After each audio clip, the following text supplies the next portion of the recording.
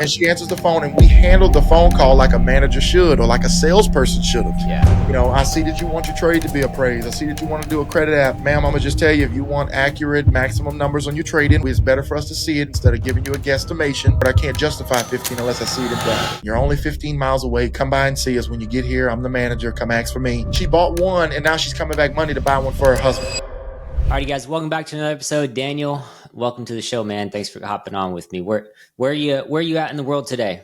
Thank you for having me, man. I'm in Atlanta, Georgia. So how long you been in the auto business? Since I was 18, buddy. So I would say, I'd say about 17, 16 years. Okay. Fair enough. Mm-hmm. Obviously, it's treated you well. It's been okay, you know. Yeah. Money's great, you know. It's just, you know, people don't really see the sacrifice you got to put in to be able to make the money. You know, yeah, it looks good, nice house, nice cars, but it's a lot of work that goes into it behind the scenes. So it's not as easy as it looks. It's not just showing up and people walk in and you just shake hands and sell a car and make a whole bunch of money. You know, it's a lot more than that, you know. No, I think the biggest thing is just your time that you sacrifice, you know. Holy crap. Yeah. Like, at least, I mean, from what I understand, you're a general manager right now. Yes, sir. Mm-hmm. So, I mean, that's, 60, 80 hours a week. Minimum.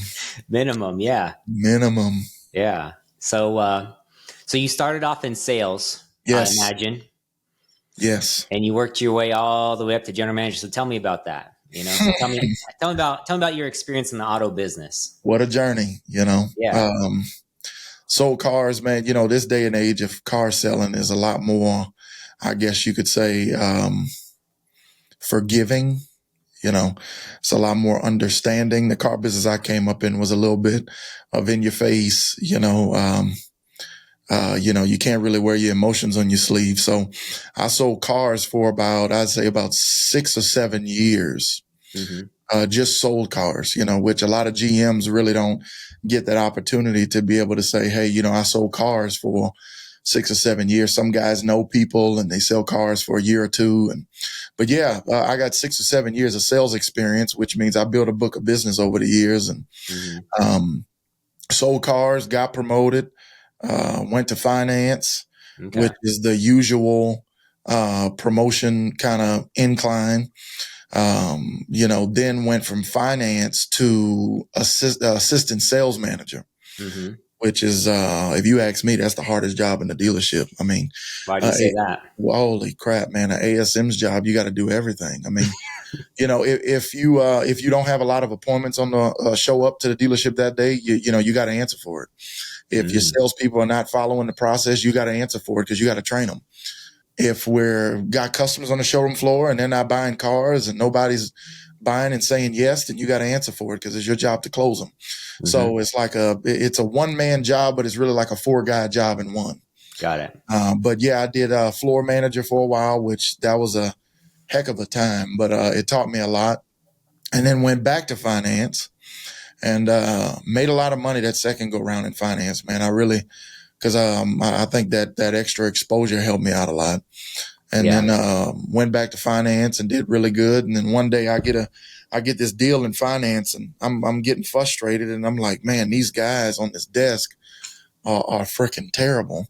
I think that they're not working deals the right way. So I had a conversation with the general manager and he was like, I agree. He was like, why don't you get on the desk this weekend and see what you can do? And I'm like, okay, let's go, you know. So I got on the desk and fell in love with the job. And if you know a little background in the automotive business, if you want to be a good general manager, you got to be a good sales manager. You know, that's really the key to the job. So I became a sales manager and, man, fell in love with the job, man. And, we got really good from there and won some awards and got notarized, you know, throughout the company. Then went to big organizations, worked for Berkshire Hathaway and Auto Nation and, got exposed to the big time, you know, stores where they're selling 600-700 cars. But that's kind of to sum it up. And then went from all those different job titles and then became a general manager for an automotive group out of Dallas and got one store and then got 2 stores and then was the general manager of 2 stores at 30. And then, got notarized for a few different things and then got drafted to go to another automotive group and make a little bit more money and expand even bigger. So we'll probably have three. I'll have three stores, and I'll be the owner, the managing partner, within the next few years of three locations out here in Atlanta. Wow. That's pretty Yeah. cool, man. Yeah. Yeah. That's what I've heard most GM stories is, started from sales or, Mm-hmm. sometimes even service or, Mm-hmm. I've heard people starting from there as well, working their way Yeah. all the way up to GM Yeah. and then eventually getting a slice of the pie, Yeah. like, Yeah. but it's time. I can't imagine how many thousands of hours you've spent working your way to that Yeah. point. No idea, man. It's some lonely nights, buddy. Yeah. Some very lonely nights when that dealership closes at 8 o'clock and all the Hmm. salespeople give you that salute and everybody's all right, boss, see you tomorrow. And everybody's leaving. All right, Daniel, have a good night. And you, all right, buddy, have a good one. And then you're sitting there, all the lights off in the dealership and you got a whole bunch of work to do and getting caught up trying to do inventory. And then you look and it's 11:30 at night. It's a lonely, long road, but it's paid off, and Yeah. it's still lonely and long, but it's, I'm finally starting to see the fruit of the labor. Yeah. Well, hey man, Rome wasn't built in a day, you know? Mm-hmm. And I think the automotive space, as competitive as it is, it's so competitive in every aspect of it, you know, Mm-hmm. every single aspect of the automotive space Mm-hmm. is very, very competitive. Yeah, it is. Especially there's so much money in it because you have so many dealer groups out there. Everybody's buying up everybody. You have AutoNation, Mm-hmm. Lithia, you have the dealer down the street, new cars, Mm-hmm. used cars. And Mm-hmm. in the market today, like how are you seeing car sales today? Like in 2025, what's it like to be a Mitsubishi dealership right now? Well, yeah, man, that's a really good question. So, because it's different with every brand. So I'm glad Yeah. you asked what it's like for Mitsubishi. Mitsubishi is the brand that a lot of smart people that do research know about, but all the Hmm. normal people that go based upon he say, she say doesn't know about, Mm. if that Okay. makes any sense. Yeah, that makes sense. So Yeah. the people that utilize Google and utilize car research and look at the ratings of cars and those people shop us. Those people buy Mitsubishis. Hmm. You're starting to see trade-ins of Hondas and Toyotas and, brands that people buy and say, oh, we're going to keep this car forever. I got 4 or 5 2024s and 2 or 3 2025 Toyotas on the lot right now getting traded in for Mitsubishi. So Mitsubishi's a brand to where it's not a huge high volume brand. Hmm. Uh, but it will be, but It's it's, growing for oh sure. my God. Yeah, man. 2030, they're coming out with trucks again. They're doing the bigger 3-row SUV like the Nissan Armada style. Yeah. We have a 3-row SUV right now. It's called an Outlander. I drive one. Yeah. But man, it's a great car. Mitsubishi makes a great car. Comes with a 10-year, 100,000-mile warranty. I saw that. So Yeah. it's a very easy brand to shop. It's a very easy brand to buy. The rates are really cheap, so they make it really easy to buy Mitsubishi. They make you finance with them. When I say make you, but they incentivize it so much to where it's pointless to go outside. Your bank's not going to beat 1.99 and 2.99. If Yeah. they do, let me know. So I'll sign up with them and get them at the So, dealership. so as a Mitsubishi dealer right now, you still have some really good factory financing programs. Oh my God, man. Yeah. It's top tier. But like I said, the people that shop us are the people that do research before they buy cars. They do Yeah. extensive research and everybody's kind of like, Mitsubishi. And then they come in and test drive Yeah. it and they're like, holy Yeah. crap, Yeah. man. Yeah. Yeah, it's a nice car. And the next thing you know, they're buying one.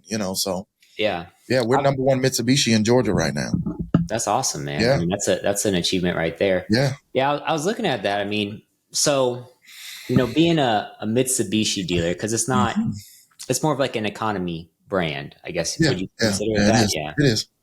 It's an economy brand. And so you're getting, I guess, more price conscientious people Mm-hmm. when I Mm-hmm. guess it makes sense, kind of analyzing that from, because I'm on Mitsubishi's website right now and they got There we go. 2.99 for 48 months. Yes, sir. That's really good advertising right there. That's a great reason to buy, especially with how interest rates are right It now. And is, man. I It mean, is. it's ridiculous. Yeah. And they got good lease offers too, and They the do, 10-year, man. 100,000-mile Oh, warranty. you can't beat it, man. Now it's a finance manager's worst Worst nightmare. nightmare. Yeah, it's Yeah. terrible for a finance guy. But crazy thing is we have other brands in our automotive group like GMC and Nissan and our Hmm. Mitsubishi store is number one in finance. So, I What are mean, they buying back there? Well, I mean, they're buying all the other products besides warranty. But the Mm. crazy part is, man, we got about a 60% warranty penetration, even on new cars. Mm. Because people buy Mitsubishis for long-term vehicles. People Mm. buy these cars to keep them. So when you buy a Mitsubishi or you buy any brand with the intent Yeah. to keep it, you don't think 10 years, you don't think 100,000 miles. No. And another thing too is, man, a lot of people drive Uber with Mitsubishi. Oh, that's So smart. a lot of these guys, because Mitsubishi Outlanders qualify on the XL for Uber and Lyft. So you Mm. get into a different money bracket on Uber and Lyft on Mitsubishi. So people buy them for Uber and Lyft, and they put a ton of miles on them. So them 100,000 miles, they might do that in 2-3 years. So that warranty Yeah. is necessary for those people, and Oh, we heck sell yeah. a ton of them to those Uber and Lyft guys. With all these different roles that you've had in the dealership, which, sales, finance, sales manager, general manager, which one do you find the most challenging? Oh boy, I got to be very careful about how I answer this because, if any of my employees end up listening, I don't want them to think that, oh man, I know that their job's hard, but there's a lot of tough jobs in the dealership, man. I'm going to just tell you, I mean, right now, this day and age, I think the toughest job in the dealership is selling cars, Okay. the car salesman. Why do you say that? Man, I give my hats off to those guys, man. If you would see the amount of attention to detail and the amount of training that it takes and the amount of patience that it takes for these car guys to be patient with some of these customers in 2025, man. People don't know, but the niche these days to get a great deal at a dealership, if you want me to let you know, you want a cheat code if you're looking for a car, Yeah. cheat code if you want a great deal, go into the dealership and whoever the salesperson is or the manager is, be nice and respectful to the people that walk in and the people that you deal with. Be conscious of their time. If you're supposed to be there at 3:30, be on time. Mm-hmm. Be respectful to the sales guy. I'm not saying you got to walk in and be like, hey, here's a credit app and say yes to the first numbers they put in front of you. No, still be a customer. But Yeah. if you're an easy customer to deal with, those people always get the best deal in the dealership. Because the first question I've always asked, and even at the bigger stores, is the question we all ask. Salesperson's like, boss, we're far away on numbers. This lady wants like $2,000 off the price. And, Mm-hmm. and then the first question we ask, well, I mean, man, what kind of customer is this? How are these people? Because we're thinking operational wise, I'm thinking good Google review. I'm thinking about repeat business, coming back to the store. Is this person going to be someone that's going to broadcast for our store? Are they good people? I don't want to extend my hand out to someone that doesn't care. So if the salesperson's like, man, these people are great, man, I'm getting along with these people great. They're nice. They've been respectful the whole entire time. Now, if we say no to the customer, we're saying no to the salesperson. So, but man, these sales guys go through the ringer, man, because they get beat up by the customer and then they get verbally, held accountable by us. I'm not the general manager that's like I got a no cursing rule at any store that I run. So my managers do not curse at salespeople. We don't believe in the whole, F this, F that. I believe if you can't control how you speak, then that says a lot about leadership. So, but yeah, long story short, man, sales job to me in 2025 is the hardest job in the dealership because the managers, they wouldn't have a point if the salesperson wasn't there. If you don't sell a car, we can't do our job. That's true. So the salespeople have the hardest job if you ask me. And I've seen over the last few years kind of the salesperson. I feel like as a salesperson at a car dealership, it's always been like kind of like an entrepreneur type role. Mm. But I feel like I've seen just like salespeople using social media to like the next level. Yeah. Like Yeah. you got dudes like, have you seen Russ Flips Whips? Have you seen that guy before? Mm-mm. No. He's like he does a whole bunch of like sketch comedy on TikTok. He works at a Lincoln dealership. Oh, And I've seen him. Is he kind of the little guy with the glasses? yeah, dude with the glasses. Yeah. Yeah, I like him, man. He was actually a salesperson at a Lincoln dealership and quit to do his stuff full time. Yeah. Yeah. Yeah. And Yeah. so I've seen a lot of salespeople really take off with social media. And I'm Yeah. wondering if you have any people at any of your stores that they've really popped off with social media and that's helped them in their sales career. I'm curious what that looks like. Yeah, well, our sales guys, you got to keep in mind, I'm at a store that's been open 11 or 12 months, Oh, okay. So it's we're new. fresh. And I have two, I guess you could say seasoned salespeople. Okay. Everyone else is straight green. So everybody's new to the business. My top sales guy is new to the business. He's been in the car business for, I think, 7 months. Irvin's been Okay. with us 7 months. Now we have a really good, I guess you could say, we have a really good online presence. We just started our social media not that long ago, recently, and we've already got 500 followers, which it doesn't sound like a lot, but in the time frame with us posting videos in the past month to get 500 followers, I mean, it's pretty impressive. It's for a car dealership, right? Yeah, Yeah, yeah, yeah. I mean, yeah, 500 followers for a car dealership is pretty good. I mean, Correct, you just correct. post about cars, you Yeah, know? well, our goal is by December we want to have 10,000. Okay. So we're coming up with these nifty, creative ways to make videos and content. We got some funny videos on there, man. I challenge you guys to go on Instagram and Facebook and check us out. It's Peachtree Mitsubishi. Is that simple? Hmm. Um, but yeah, man, our salespeople are all a part of these videos. You've only seen my face twice on these videos, and I think we got like 30 videos. So Okay. it's not about me. I'm not trying to broadcast me. I want these guys to get their faces out there. But one of my sales guys, his name is Irvin, Hmm. and he has marketed himself to the Hispanic community out here in Atlanta. And these guys in the Spanish community refer to him as the Spanish wizard, the Mitsubishi wizard. That's what they call him. So everybody that comes in, they're like, yeah, everybody calls this guy the Spanish wizard, and we know exactly who they're talking about. But it all stems from the videos. People call in and they're like, hey, this guy that's on the videos, we want to talk to him. And Yeah. so he does a lot of speaking. He does some funny videos. So you'd have to check it out. But personal social media, these guys market a lot on Facebook. Yeah. But I'm telling all of them they need to get TikTok and all that, so to make their own. But Yeah. dealership wise, we're really paying and broadcasting the salesperson on our own instead of them doing it, individually. So So do you guys have like an in-house social media manager? we have a company that we use. Okay. You sub it out. Interesting. Shout out to Halo Lane. Okay. Halo. Very, very good company. These guys are solid. They work directly with the dealer. These guys are very smart. They're very creative, and they're professional too. But they broadcast English, Spanish. They'll do it all. But the video quality is real good. They're real good, man. Halo Lane. Shout out Yeah. to Homer at Halo Lane, man. He's solid. All right. All right. So that's just kind of expanding on this topic about social media. Where would you say the majority of your leads that turn into sales are coming from? Like what channel are they Well, I mean, coming just like, and that's a good question. Just like every dealership, we use TrueCar, Cars.com, Car from? Guru. Okay. It's just like every dealer. It's not like it's, anything different. But Halo Lane, and I hate to keep bringing the name up, but it's just the truth. They produce leads for us and they send them directly to our CRM. Okay. They're a very great lead provider. And, these people that they provide us leads to, these people come directly from the internet straight to our CRM. So they see us on Facebook, they comment on a post, I want to buy a car. We give them the option to fill in their name and information, and then a salesperson reaches out to them. But I think last month, we probably sold, I know it doesn't sound like a lot, but 15 to 16 deals just from Halo Lane, which, That's pretty good. yeah, I mean, just from a social media platform.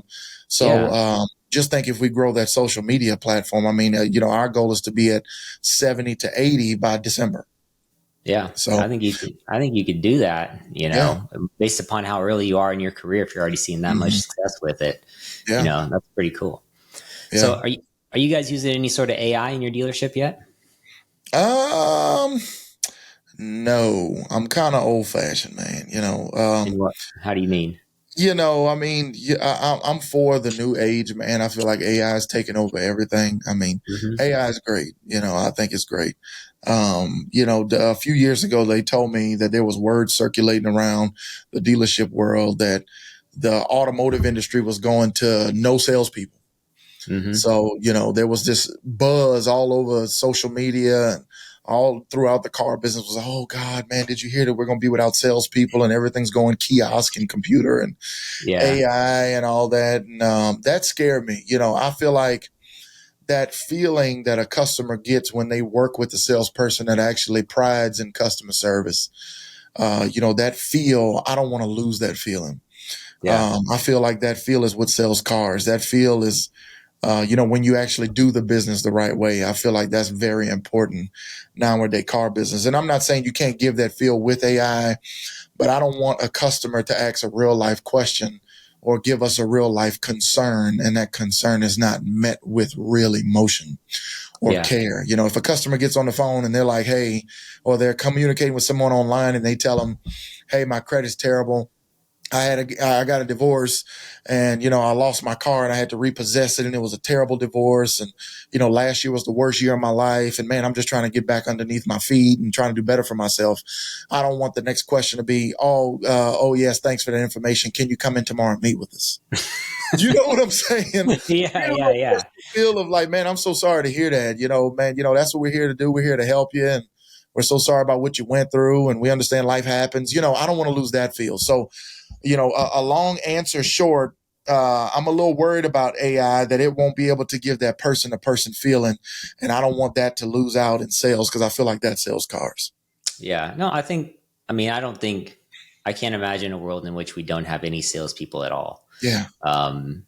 Just logistically. I mean, even for me, I don't know that AI is the biggest threat to, the traditional salesperson. Mm-hmm. The thing that I worry about the most is factories going direct.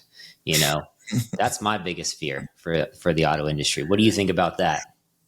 Well, it's all dependent upon how these tariffs go, buddy.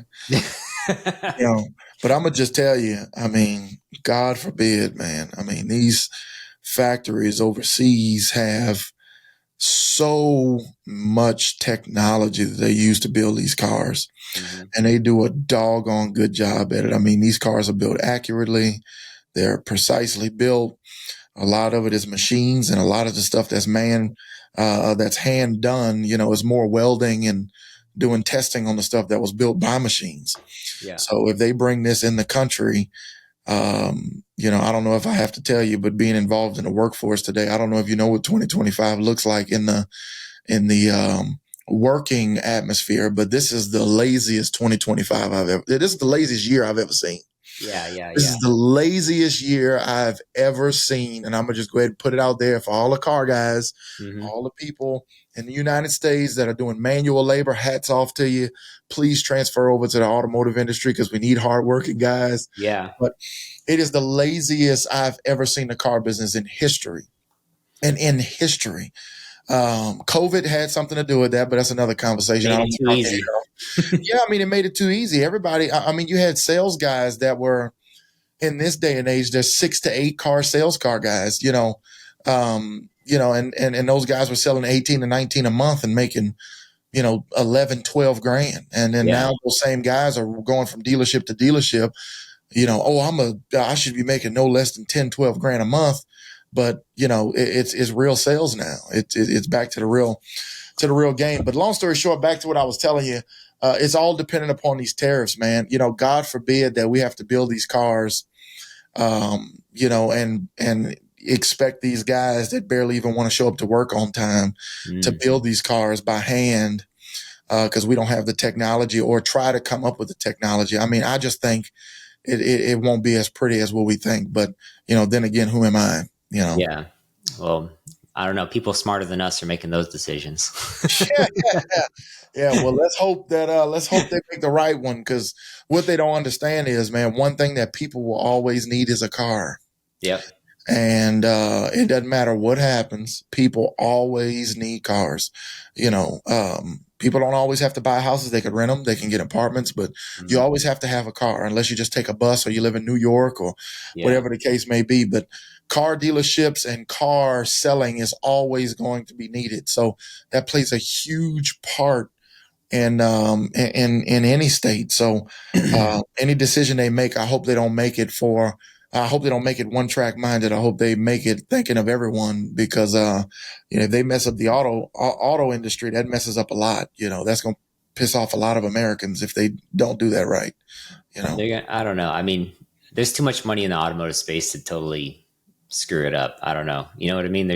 Well, you never know, man. These guys get a little risky sometimes. These guys will, I know it's going to piss off a lot of people, but let's just see what happens. Sometimes they'll throw some stuff out there and be like, let's see what happens. But, Yeah. I'm all for it, man. I'm one of those car guys where no matter what they say or no matter what they do, throw it out there. Let's go. I'm ready for the challenge. These tariffs and all that. Let's go. I'm running towards it. Let's do it. Yeah. I'm not scared of it. I did a podcast last week with the owner of a 5 rooftop dealer group in Idaho. Wow. Yeah. And Tad Jenkins Automotive. I don't know if you heard him before, but he said that he doesn't care about tariffs. He don't care about recessions. He don't care about nothing. He's like, I refuse to participate in any sort of economic downturn. What's his name? Tad Jenkins. Shout out to Tad Jenkins, man. I freaking love general managers like that, dude. See, man, stuff like that gets me fired up. Yeah. Because you hear so much stuff about, oh man, these tariffs. Oh my God, dude. I mean, if you're a real car guy, you'll know how to market it. Yep. I believe that when the tariffs happen, the used car market will shoot up. Mm-hmm. I believe it'll be like a smaller COVID, which I'm looking forward to it, man. If the tariffs come out, let's go. If they don't, then, hey, back to regular schedule programming, but I'm not scared of it, No, either way, you got to win, because in the sales business, man, if you're not selling, someone else is going to sell it, and people are always going to buy. It's just going to shift. Yeah, it's either they'll buy from you or they'll buy from somebody. But I mean, man, see, I don't have a choice. I'm married. I got 4 kids. Yep. So 15, 11, 6, and 1.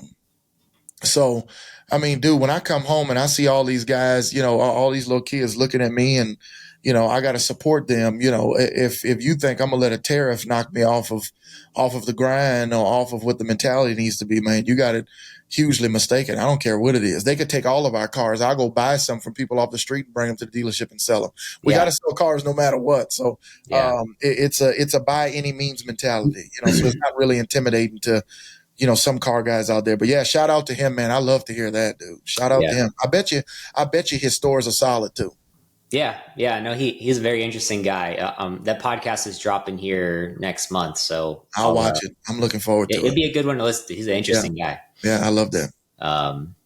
But there was something that you had said earlier that I wanted to come back to about your sales guys, and that most of your sales guys are brand new. Why are you hiring green salespeople, or people who don't have any experience? Why not hire people who have the experience? So it's man, I'm telling you, dude, you asked some great questions. Solid, man. Hats off to you, buddy. But and the reason why I say it's a great question, because it's something that I feel like a lot of general managers need to take, to talk about more. I mean, as a general manager, you look at an experienced sales guy. He could be one of 3 different sales guys. You could be the one sales guy that's a COVID salesman that comes in with this mindset of, everything should revolve around, the way that they want it to revolve. The money should be easy. Oh man, I should be given this. I should be given that. What kind of pay plan are you going to give me type guy, which that guy usually never works, or it could be the other guy that's been in the business for 25 years, 30 years, however long, has been selling cars that long, or claims to have been a manager, or I've been a sales manager I had your job. I worked all the way up to a general manager before. Yeah, man, I was a sales manager back in 97. One of those guys. Yeah. Or you could hire the green pea that's never been in the car business, and, and doesn't have any bad habits. It's kind of like if you're in the dating world, and you're in the dating world looking for someone, you could get with the person that has all the experience, and everybody's, you can either get a pre-owned car or you could get a brand new one. Yeah. And in my case, I would rather get the brand new one, because the brand new one's almost guaranteed to not give you problems for a long time.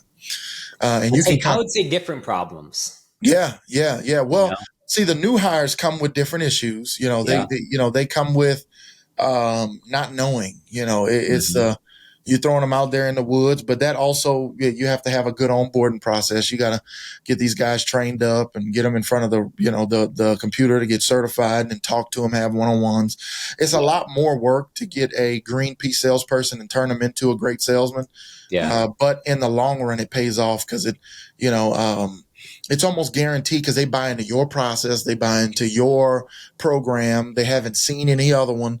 If you show them how to make money and help them to make money, they buy into you. With these other guys, they're really bought into a paycheck, which is great. But, if they come in, everything's based upon what can you do for me? Yeah. And 1 or 2 bad days to them, it's like a week of bad days. And, oh man, oh man, I'm having to work till late and this car deal took too long. And it's just too much prima donna, man. I just don't have the patience for the, the old woe is me victim mentality. So that's why I like the green peas, because we can kind of take them and spend that time. And then our best salespeople are green peas. Yeah. I got a guy that Irvin, he sells almost 25 to 30 cars a month.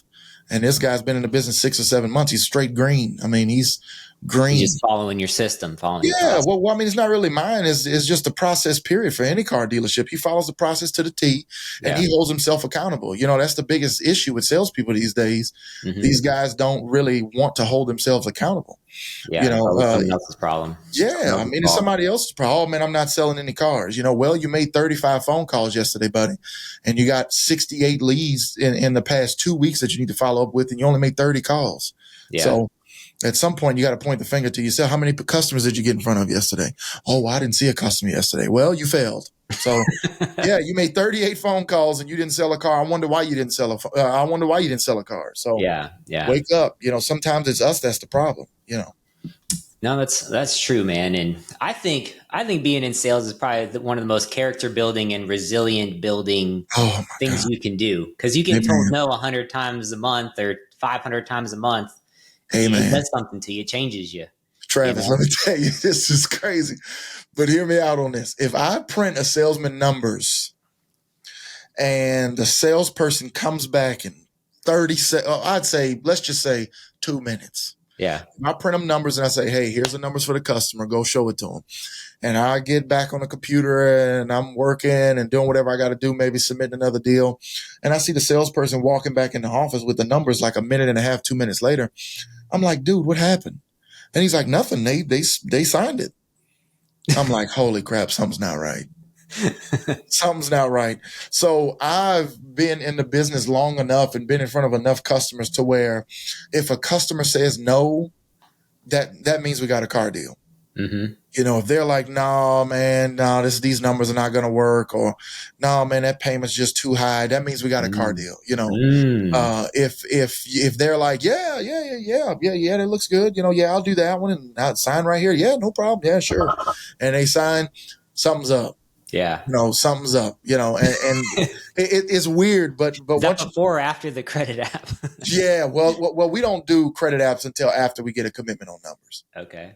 So now if a customer comes in and they tell us that their credit's, not great, then I advise getting a credit app up front. But if you got great credit, man, I don't believe in selling numbers. I don't believe in selling interest. I believe in selling cars. Yeah. So if your credit's great, perfect, we don't need to see it. Let's just make sure you like the car, make sure you feel comfortable with us. And then whenever we get down to the end and you agree on everything, then we'll pull credit. But I want to make credit last scenario, because if you get to credit too quick on a qualified customer, that's just not the right intentions. Let's make sure we sell them, and then we'll get to it. I really want to earn the right to pull credit, if that makes any sense. What's training like at your dealership? My saying is training is something you do. It's not something you did. So what's it like at your store? I love that. So what role? Manager, salespeople, what role? Let's talk about sales. So that's a everyday thing. Mm-hmm. Sales is an everyday thing. It doesn't have to be in meeting form. Like I tell the managers, we need to always cultivate a environment of what's next and what did you do wrong and how can we fix it? Like, for instance, perfect example. We had a sales guy yesterday, brand new sales guy. He just started 2 weeks ago, but he has experience. Yeah. He's a veteran. He's a veteran. He comes from 15 years of car sales. Yeah. Now, if he watches it, he knows who I'm talking about. We love him. He's one of our guys. He's part of the Mitsubishi family, so we love him. But I'm not going to say his name, but I got to put it out there. So he knows who he is. Yeah. You know who you are. Don't do it again. Yeah. But he got a lead, and he's working a lead, and this, the long-term car guy tells you when you have a deal and when you don't have a deal. So in his mind, he sold himself on the fact that this lady had to do a credit app, didn't want to come in, wanted to do all the numbers over the phone, wanted a trade appraisal. And so I'm going through the leads, thank God, and I'm looking, and I'm like, look at these conversations back to back. And I'm like, man, this isn't good. Why are we making it so easy for a customer to do everything without selling ourselves and selling the store? There's nothing different between us and the other dealership by how you're handling this customer right now. Yeah. So I pull the manager in, not the salesperson, because I always want the buy-in to be for my managers, not for me. Mm-hmm, mm-hmm. I want the salespeople bought into the culture that I basically put out, but I want them bought into I guess you could say the image of their managers. Okay. Obviously I put the image out there. I'm in a 3-piece suit every single day, but I don't want to trump my sales managers, because if they are bought into me and not bought into them, then it defeats the purpose of them being managers. Mm-hmm. So I pulled the manager into the office. I said, hey, this is what your sales guy is doing.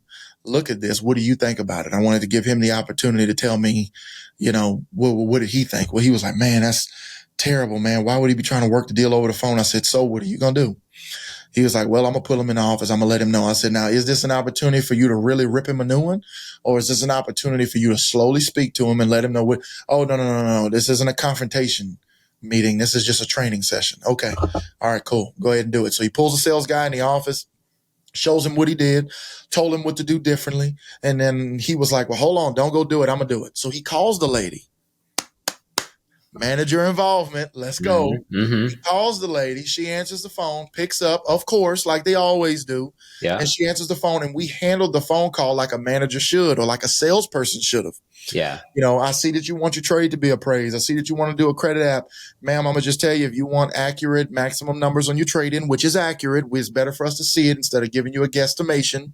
Because if I tell you your trade's worth 12 grand, and, if you want 15 for it, I can't justify 15 unless I see it and drive it. Yeah. So, and the lady, well, that makes sense. And, obviously we want to earn the right to pull your credit. What if we go through everything, pull your credit, give you all the numbers you agree, and then you come out here and look at the car and you don't like it? We put inquiries on your credit for no reason. You're only 15 miles away. Come by and see us when you get here. I'm the manager. Come ask for me. Blah, blah, blah, blah, blah. Set an appointment. Lady shows up, buys a car, and she doesn't buy one. She's coming, but she bought one, and now she's coming back Monday to buy one for her husband. Nice. So it turned into a 2-car deal. So, yeah. But to the salesperson, now he sees the bigger picture of, now I see why I need to sell myself and sell the process more than I just sell numbers. Because if you sell numbers, we'll lose all day long. Oh, yeah. Yeah, you compete on price. You're going to lose every time, man. Yeah, man. So salesperson, to answer your question, salespeople training is every day. We train salespeople every day. We have pump-up meetings twice a day, 1 at 9, 1 at 5. It's constant training. Everything, we listen to phone calls. We, anytime a manager talks to a customer, we make sure the salespeople are present. So it's just constant growing salespeople, man. Because if you grow them, it makes our job easier. We make more money. Yeah. Yeah. No, that's 100% true. There's another thing that I'd heard a dealer tell me, and this is that same Todd Jenkins guy. Actually, his podcast is really good. He's the owner of this. He's been an owner of dealerships for 20 years, man. I love that, man. He's a beast. And his philosophy. Follow him on Facebook. Yeah, you should follow him. But one of the philosophies that he told me is, he's like, look, I tell all the people in my dealership 2 things. Number 1, we don't sell cars. People buy cars from us, but we don't sell them. And then number 2, he's like, I want everybody to think about your mother and your grandmother, those 2 people in your life. As a man, you treat your mom with respect, you treat your grandmother with respect, and you do just about anything for you. If your mom gets a flat tire, what are you going to do? If your mom's stranded on the side of the road in Texas and you're in, Louisiana, what are you going to do? You can do everything you can do to help her out, right? He's like, treat your customers just like that. If you treat them like that, everybody's going to buy from you. You don't have to sell a damn car ever. I love that. My mentor, which is Arthur Bush. I don't know if you've ever heard of that name, but he writes books, and he owns a worldwide training company for car sales. Okay. And they train salespeople nationwide. He has like 12 or 13 trainers that work for him, and he's a pretty big time guy. He lives in he actually lives in Gonzales. Okay. So Gonzales is probably about an hour away from you, but powerful guy, man. If you ever tune into the podcast, you'll see him. Me and him actually have a podcast today that we're going to be doing. But his philosophy is, if you can sell a car without the mentality of a reward, or without the thought of a reward for selling a car, that's when you truly have recognized how to really sell cars. Yeah. And it's true, because when I go take a turn on a customer, or whenever I'm doing anything, if, I'm not thinking about selling a car, I'm just providing customer service at that point. But 80-90% of the time, the outcome is them buying a car, and then we end up making money. Yep. So it's crazy how that works. If the entire time, if you're thinking commission, how much money am I going to make?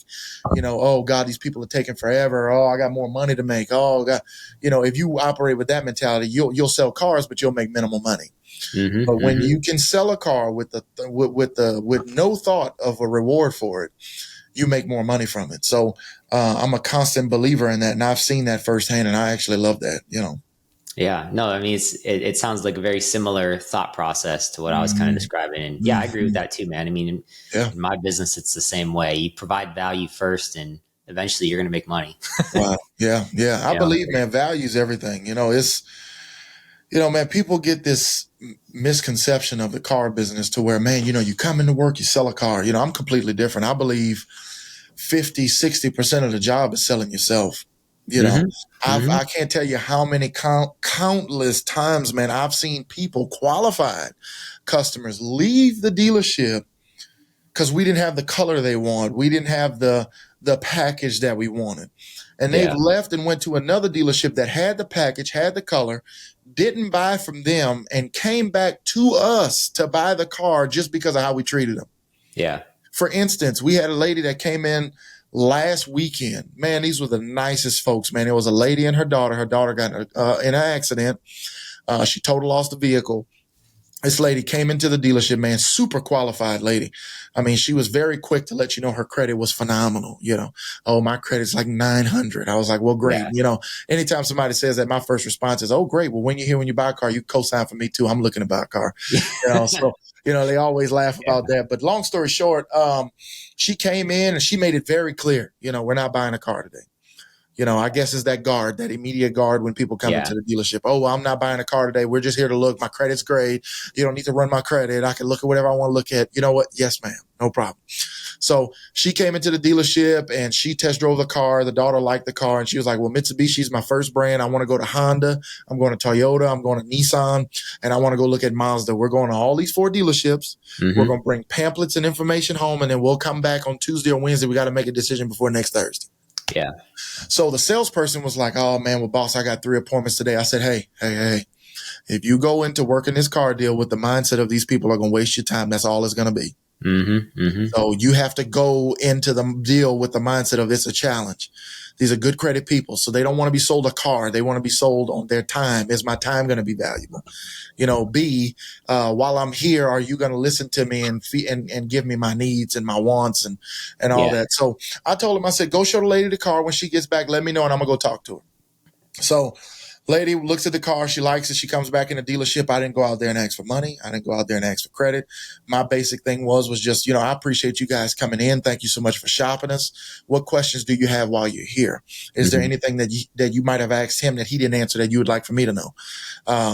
So I want to know how the certification works. And if we did buy, how would that work? And, I haven't bought a car in ages. So, to turn a long story short, it was a very good quality conversation that we had. It was a little bit of laughter, a little bit of talking, but it wasn't really a money credit conversation. It was more of like, hey, you guys buy whenever you want. There's hundreds of dealerships to shop, but the one thing you get here when you buy a car, you're not just buying a car, you're buying us as well.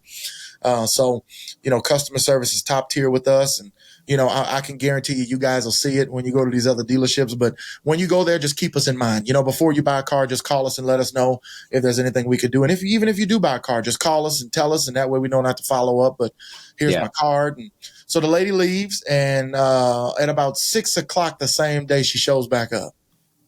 Love that. They went to a huge Toyota dealership in Atlanta, and they went to a huge Mazda dealership in the Atlanta area, and they didn't even go to another dealership. They came back to us and they said, hey, these dealerships are huge, but they seemed like they didn't have time for us. They knew we wasn't buying, so nobody wanted to talk to us. Nobody spent the time. A lady bought a car from us. We made great money, and she gave us a 5-star Google review on the showroom floor before she even signed paperwork and finance. But I'm saying all that to say this: it wasn't selling the car. Yeah. It was the experience. It was the customer service, the selling ourselves. Why buy from you? There's hundreds of people that they could buy cars from. Why buy cars from me? Why? Mm-hmm. So you have to give them the reason. It's not best price. It's not always the lowest rate. It's not the most for the trade. It's literally, if you're good at selling yourself, people will buy from you, even if the money circumstances aren't exactly how they wanted it to be.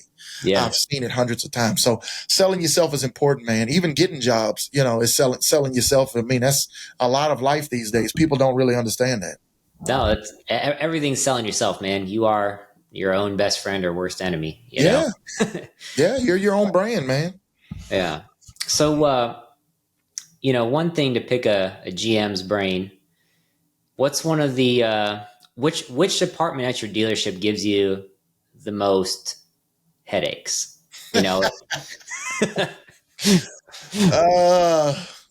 Man, holy crap. Sales, service, parts, finance. I guess you could say in 2024, Mm-hmm. it was really service, parts, kind of fixed op, kind of ordeal. 2025, man, is every one of them. Every one of them. It's every one of them. It's the quality of people, and this isn't General Manager Daniel saying, "Oh man, our dealership has horrible quality of people." That's definitely not what it is. We're number one in Georgia for a reason. Is because of what everybody does at that store. Yeah. We got a great service guy. We got master technicians. We have a good detail manager. We got great salespeople. We got phenomenal sales managers. We got guys that want to grow, and these guys are hard workers. But the quality of people are dwindling down.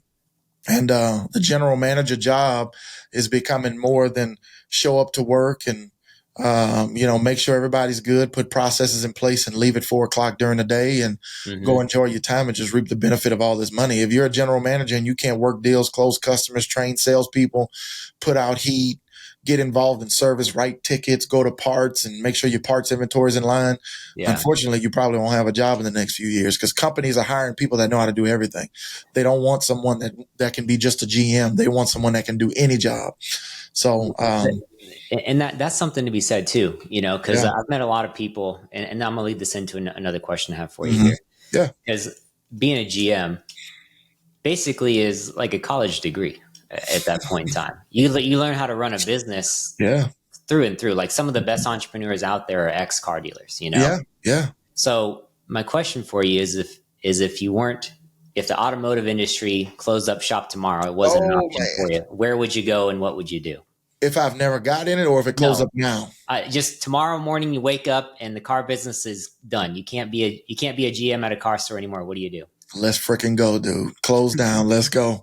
Let's go. I'm telling you. I mean, that's just, like I said, man, I mean, the car dealership, it teaches you more than just selling a car. Yeah.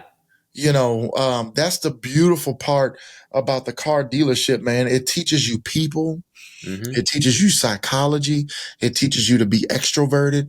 It teaches you to be able to jump into any conversation and get involved with anything. There's a lot of people that start off in the car dealership and they really don't want to, get involved. They don't want to be seen. They'd rather be, kind of in the background of things. And it pulls that side out of you. It teaches you, how to manage funds and how to manage payroll. It teaches you how to manage people. It teaches you patience.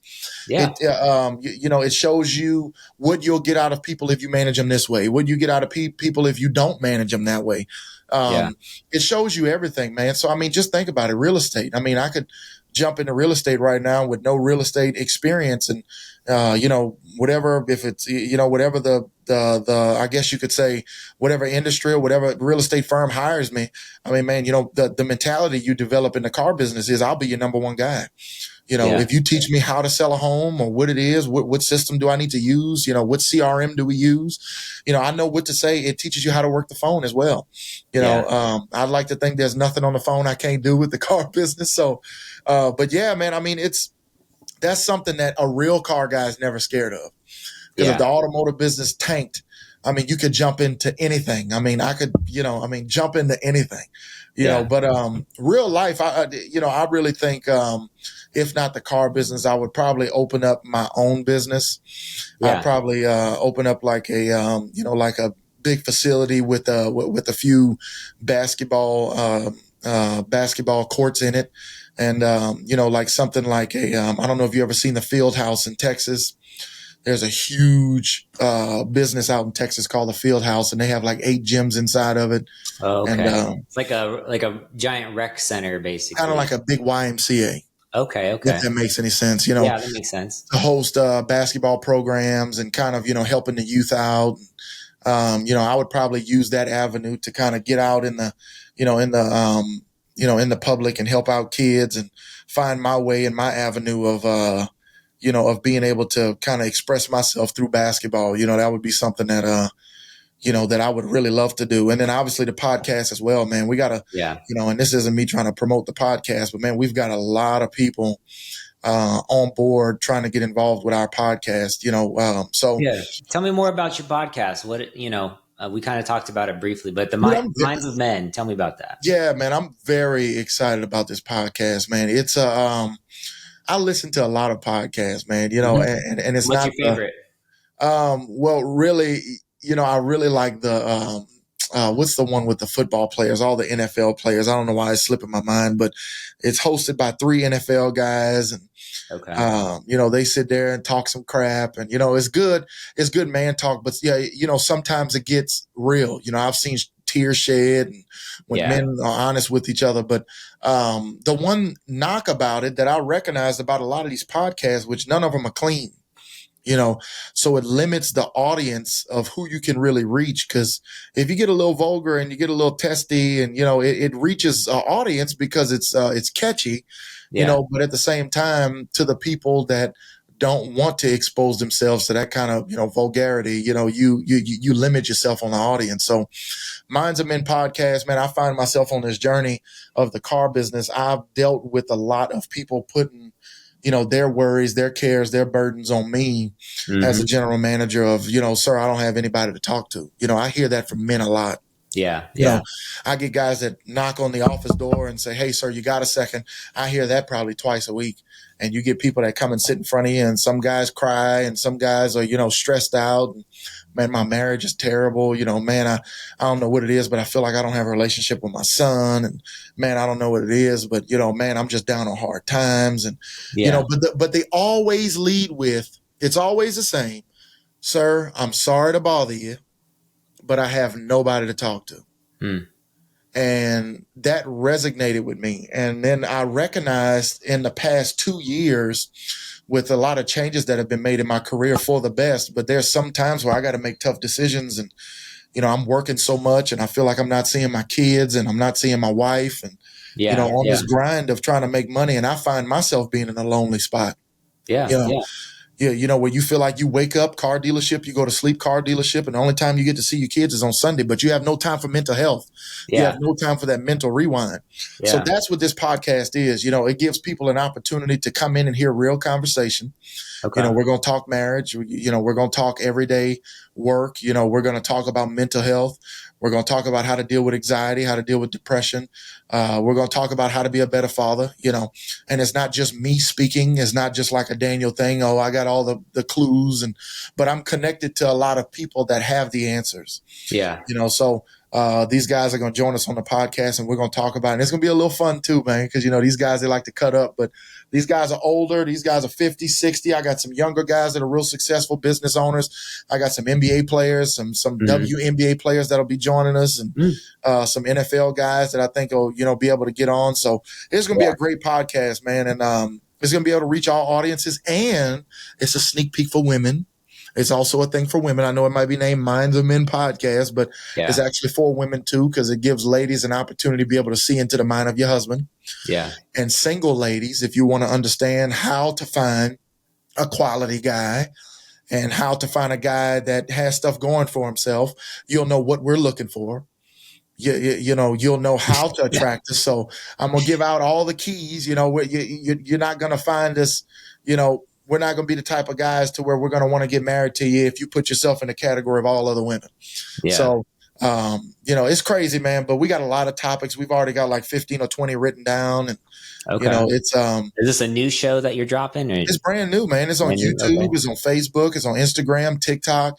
So we just released it. I'd probably say 4 to 5 days ago.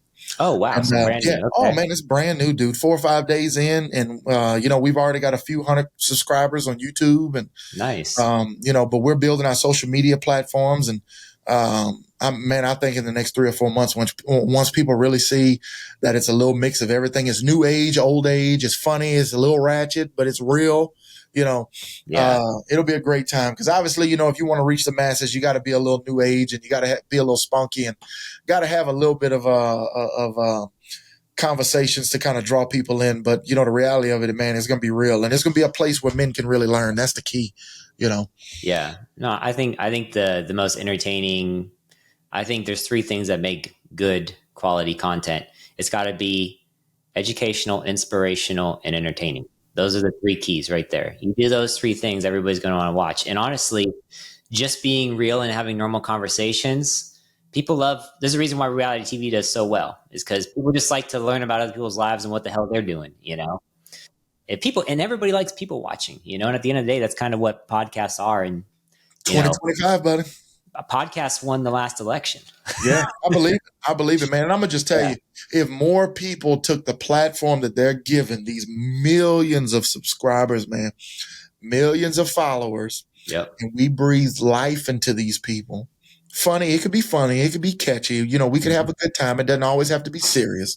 Yeah. But I'm a true believer that if we poured more into each other and showed how we should be, and how and how we should treat people, and how we need to react as men, and how we need to be wired mentally, I believe it would help us a lot more society-wise. I believe it would help jobs.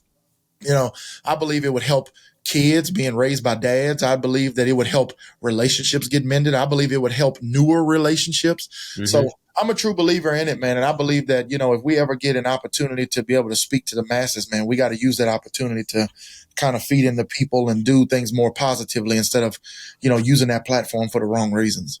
Yeah. Yeah. No, totally agree, man. I think that sounds like a good show. So basically, if you guys want to check them out, it's called the Men's of Mind Podcast. You can search them on Minds YouTube. of Men Podcast. Minds of Men Podcast. There we go. Minds of Men Podcast. There we go. And what's your personal social media? So Facebook, Daniel Arcenaux. You got to spell Arcenaux, bro. A as an apple. I'm just playing. ARCENEAUX. Daniel Arcenaux. Yeah, that's Creole. It's French. Yeah. Are you a Creole Cajun dude, or what? Yes, sir, I am. From the deep down south.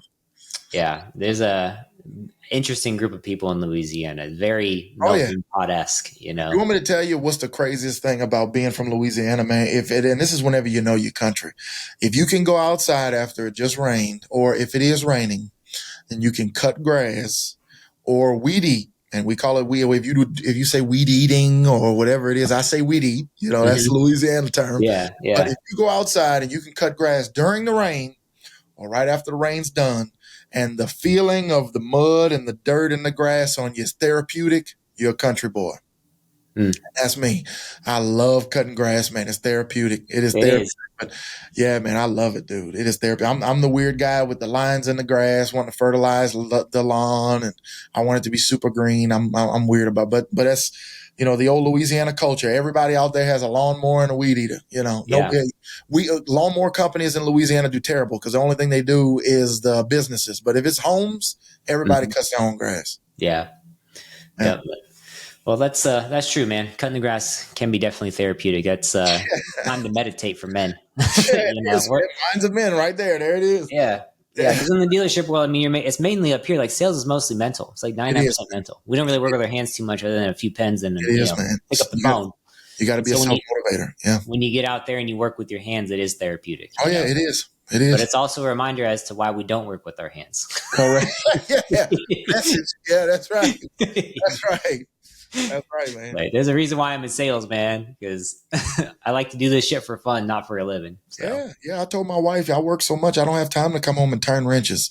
If yeah, the freaking toilet doesn't flush, great. Let me know. I'll call a plumber. I'm not coming home and turning wrenches after I yeah, get home at 11 o'clock at night. Everybody's like, dude, you need to go to the gym and get your gym membership. I used to be in real good shape, so I'm like, man, I need to get back in it. They're like, dude, get a gym membership. I'm like, bro, who wants to go work out at 11:30 and then wake up at 6 the next morning to go to work? I mean, yeah. Jesus Christ. So I'm gonna find a way to bring the weights and everything to work. I'm actually working on putting like a little employee escape room at the dealership to where you got like a little TV and a little workout area. So Yeah. yeah, Well, dude, I mean, honestly, if you can just do this, like, I don't know how much you weigh. You don't look like you're that out of shape, but 6'4", 260. 6'4", 260. Okay, so I mean, you should probably be what, closer to two? I should be about 215, 220. 215, 220. Okay, so that's not that much. I mean, the easiest thing that I've done, and I've talked to some of my friends about this who've struggled with weight. Yeah. Easiest thing you can do to start getting back in shape is just right when you wake up. Don't do anything else. You just put your gym shorts on, put your shoes right next to your bed. You get out of bed and you put those on and you just go for a 1 mile walk in the morning. Take you 20 minutes. Yeah. You do that, you'll lose weight guaranteed. Yeah, I believe it. I believe it. And it's so easy, and that kind of kick starts the rhythm and the transitions. That way you do get out of that funk that you're in. Yeah. Because without your health, man, without your health, you ain't gonna be able to perform for your kids and your family. Yeah, man. Yeah, no, you're not lying. Now don't get me wrong. I'm no figment of obesity. Yeah. If you want to be a successful car guy, man, you got to have a little bit of look to you. You got to have that confidence. So image is a lot in the car business. So I definitely haven't let myself go, but I'm also my own worst critic. So I do think that I need to work on a little, tighten up a little bit. Okay. Well, good. Oh yeah. Well, cool, man. Well, we've been on here for about an hour and 7 minutes, so I think we'll wrap this thing up. Daniel, it's a pleasure having you on the show here. Of course, man. And, Same here. Everybody who's tuning in, you know where to find him now, Daniel Arcenaux. That's right. You can look up his podcast, Minds of Men. So, Minds of Men podcast, baby, right there. Shout out to everybody. Let's go. All right, guys. Thanks for tuning in.